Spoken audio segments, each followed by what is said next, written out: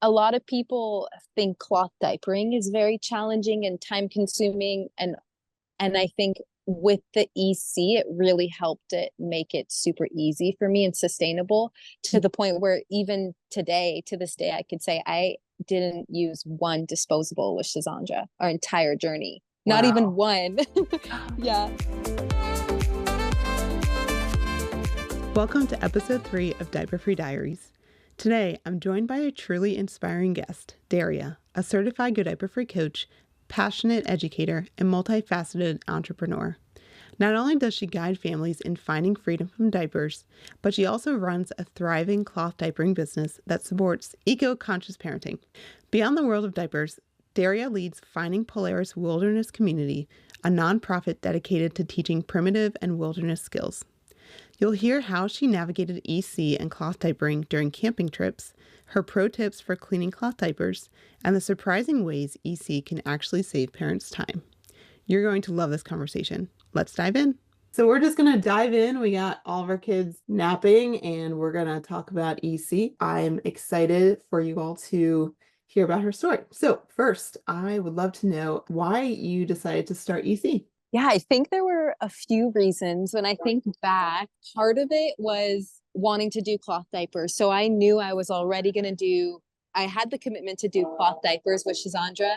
And then Jeff, my partner, was actually the one who was like, hey, I heard this thing about elimination communication. You should check it out. And then we found Andrea's work. And then from there, I was like, this is the perfect combination. If I'm going to do cloth diapering, if I'm going to commit to that, most people with cloth diapers don't want to catch or don't want to deal with a poopy cloth diaper, which I 100% understand. Yeah. And so I learned about EC a little bit when pregnant, but to be completely honest, I didn't spend that much time educating myself about EC. I was just, maybe it was my type of personality. I was like, I'm just going to try it. And so we started over my dog's like food bucket bowl thing, because it was a good catching thing. Yeah. And then from there I upgraded to a nice potty. But Nice. I think one of my first reasons was catching poops, specifically to support me in a sustainable cloth diaper journey. And then, I just believed that she could do it. And I knew inside that it wasn't natural to, just leave my child in a diaper for hours on end.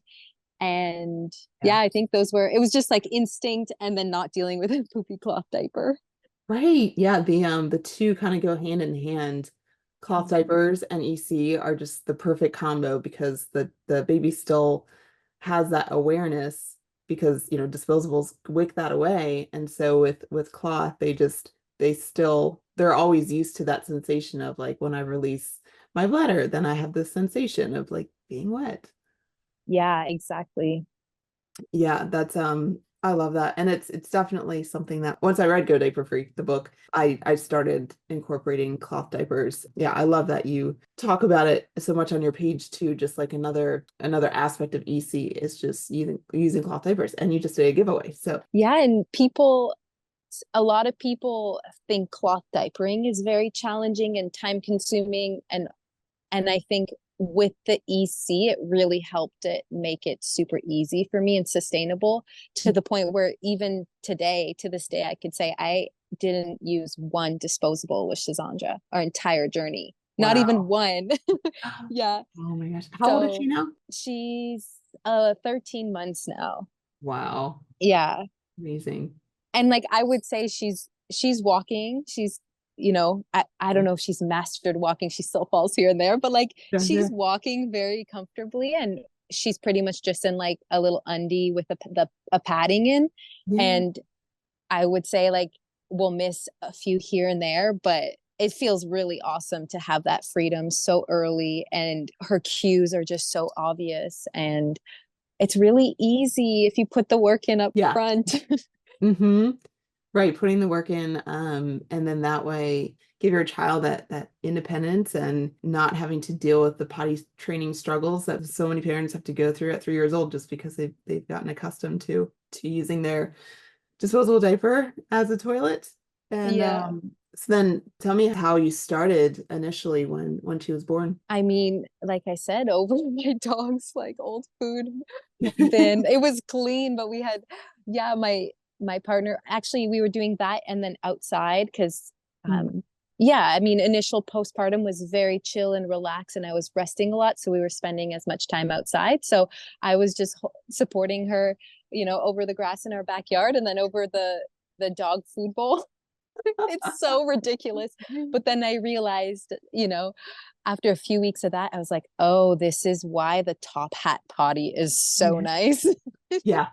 you know, Especially if you're committed to doing it daily and it's really supportive, especially for the mom's body when like you're breastfeeding or just sitting to make it easier for the mom, like position wise. So that was really nice to transition. But yeah, I just started from birth and ever since then, um, yeah, it's just a daily lifestyle. I don't even really think about it that much anymore. Yeah, it's just kind of like So feeding or mhm. napping or things like that. It becomes part of your routine and you kind of just like you recognize your baby signals for when they're tired and need to nap or when they're hungry.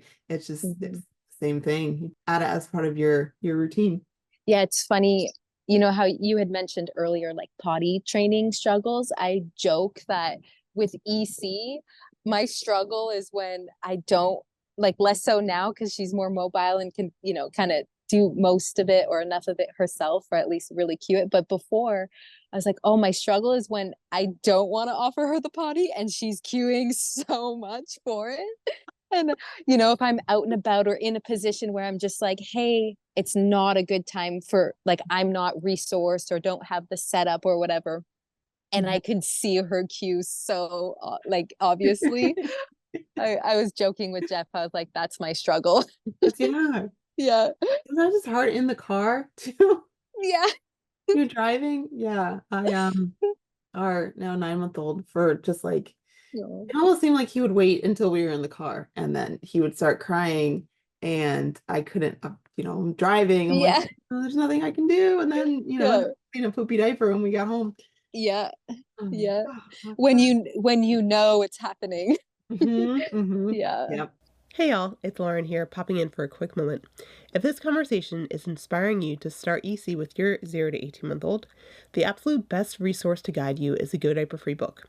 It's packed with everything you need to confidently begin EC and can be found at godiaperfree.com. Be sure to use coupon code STAMPER at checkout for 15% off your purchase. That's STAM as in mom, PER. Now, let's get back to the conversation. For this question, you could talk about your camping trip if you like, or you could just do kind of a day in the life. But like, what did a Mhm. typical day look like for you? And you can kind of choose whatever days, more recent or kind of what you remember. Mhm. Yeah. I mean, looking back at the past year, I think the days look very different Mhm. based on her age. And that was something that, like, just following Andrea's work was so helpful because I remember like 0 to 3 months, nighttime EC was so easy. I would wake up, I'd Mhm. put her on the potty, she would pee instantly, and then I would nurse her back to sleep. And I was like, nighttime EC, this is awesome. And then when she got older, like a few months later, I was like, I don't know what I'm doing anymore. Mhm. Nothing's working. And I was so grateful to have a resource that could break the development differences, even just over a year, because it really changes the routine. But I would say, generally speaking, on a day to day, it's wake up pee is one of my favorite catches, especially as she got older and eating more food. Like Yeah. having her take a shit every single morning and just setting up the day, like it sets it up really well for us. Yeah. She Yeah. eliminates first thing, and then you just pay attention for the rest of the day if there's another poop that comes or not. But I Hmm. love the morning catch and just making that a routine for us. The evening, like the before bed catches, are also great as she got older. Hmm. But I would say, I think transition times is one of my favorite. That's great. That was the lifestyle piece. It's how do you make it easy? I never timed anything. Hmm. Um, I really based it all on cues. Yep. I never watched the clock. I never did the like offer the potty every hour or anything like that. Yeah. Yeah. My style was just from birth. I will just learn her cues and respond to cues. And then I did transition times in morning and evening. And I try to make it really easy so that I'm not thinking about it too much. Hmm. Like times that are convenient for Yeah. you. And I think Yeah. that's Nicole also said that transition times were like her bread and butter. That's great. Maybe one other thing I'd share before I speak to the camping piece is Yeah. having a lot of potties. I know that's not a direct answer to your question, but when I No. think of creating the lifestyle, Hmm. I only had one to begin with.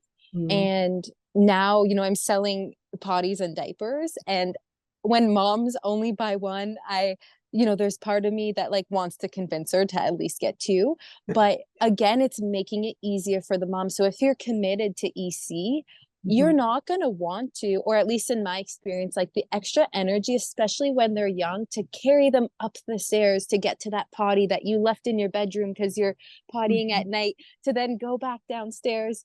Um, for me, I realized quickly that if I wanted to make it sustainable, I think I have 3 potties Hmm. in my house and then toilet reducers on every toilet just to make it easier now that she's older.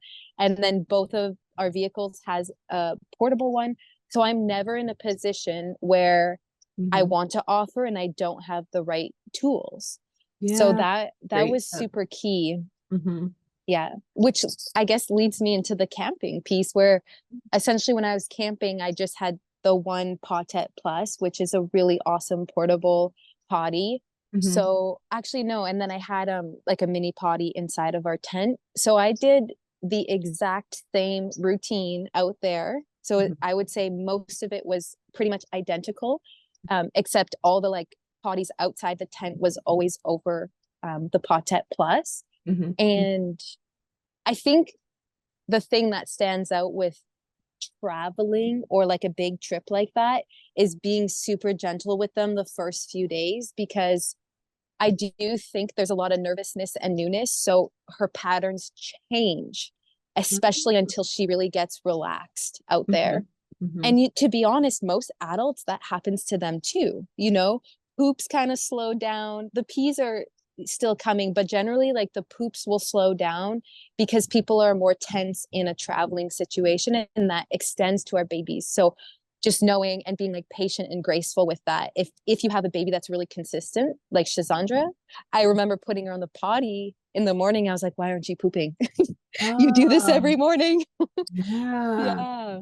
That's great. Yeah, so our Yeah. like environment, yeah, if we're not in our own familiar home, or maybe we're staying at a Mm-hmm. different house and it's unfamiliar, and that's definitely great to keep in mind too while traveling. And definitely you can never have too many potties. Yeah, yeah, I learned that fast.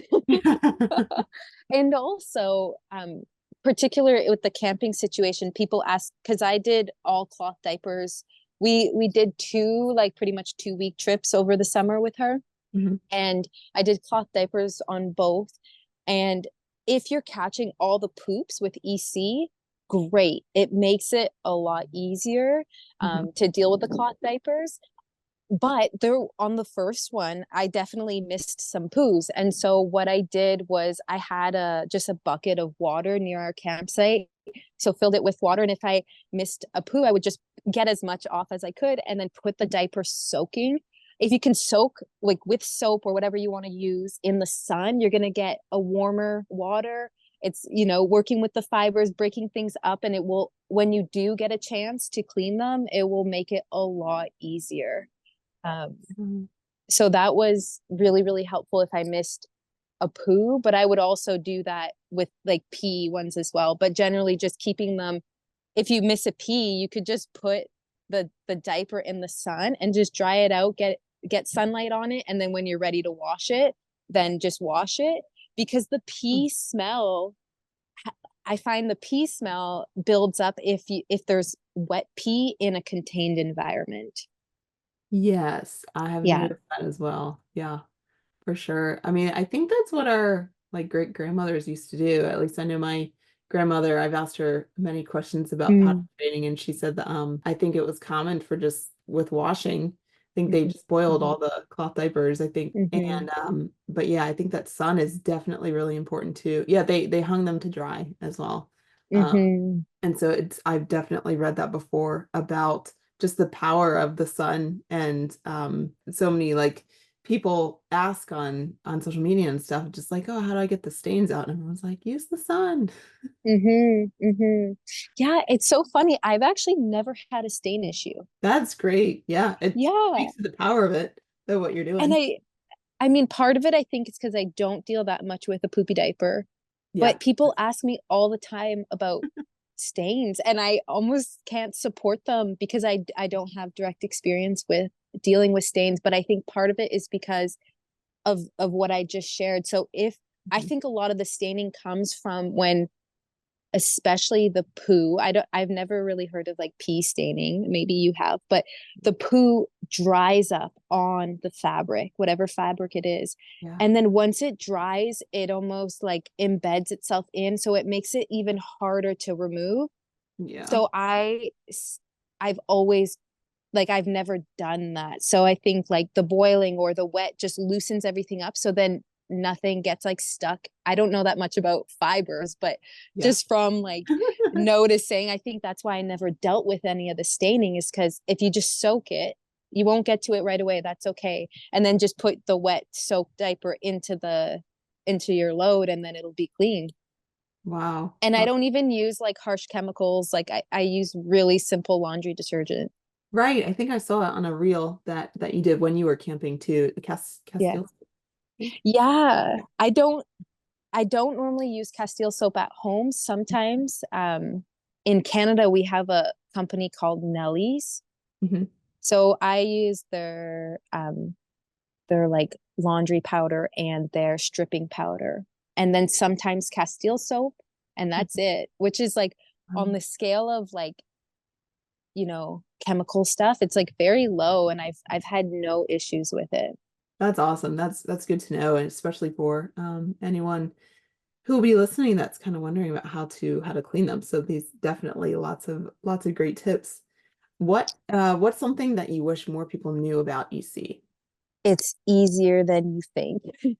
Yeah, yeah, for sure. and and that it can be fun and not stressful Yeah, yeah. and sustainable and just enjoyable. I think a lot of when I speak to moms who have potty trained their babies or have older babies, and I share about, my work with EC and building this business, they oftentimes say, for it's the two things, they're like, I didn't have time for that. And Yeah. I'm out of the house too often. And Mm, I'm like, like I would say I'm a fairly busy person also. mm, I have a business and I run a wilderness nonprofit, and I actually think I try to share with these moms that I actually think I save time doing EC. mm, I save time trying to console a baby that's signaling to go to the washroom. I save time that I didn't have to wipe her poopy butt. Like mhm, I mhm. want to be really real about it, because all Yeah, those things take time and energy. And, I never had a diaper rash with her and never dealt with amazing, one, you know? amazing. And Yeah, so yeah. trying to explain to mom, Mhm, okay, yes, maybe throughout the day, it takes maybe like like if I had to accumulate all the time in one day, maybe it's like an hour, mhm. maybe, of like offering the potty, or maybe less actually. Yeah. Definitely age specific. But let's just say max an hour of my day is supporting her to get used to the potty. Hmm. Um, and I think I would be spending way more time if I wasn't doing EC. I think just in terms of like soothing her or changing diapers or dealing with Hmm. even like a garbage bag full of poopy diapers that probably doesn't smell very great. Yeah. Um, Yeah. all of those things. No, it's definitely.